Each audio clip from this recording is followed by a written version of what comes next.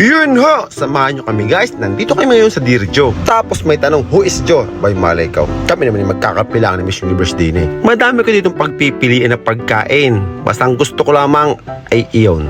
At pag nailaw na rin, edi okay ng aming order. Ang akin nga pala ay pizza, ang kay Miss Universe ay tinapay na may mani sa ibaba. Syempre pag mahal mo, pagsisilbihan mo. Pag garning ako'y gutom na, gusto ko nang kainin. Kaya lang, syempre may babae tayong kasama na mas gusto pa mag-video at mag-picture kaysa kumain agad.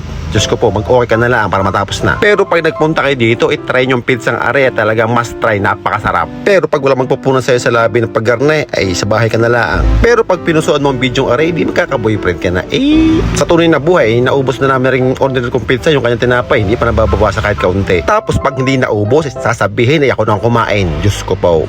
Tara, kape. Isang salitang napakasarap pakinggan. Ibig sabihin, gusto ka ng isang tao na kabanding. Lalo na sa panahon ngayon na sobrang busy na lahat ng tao. Ang simpleng tawanan at kwentuhan ay masarap pag-usapan lalo na pag may kapeng hinihigop sa baso. Gay!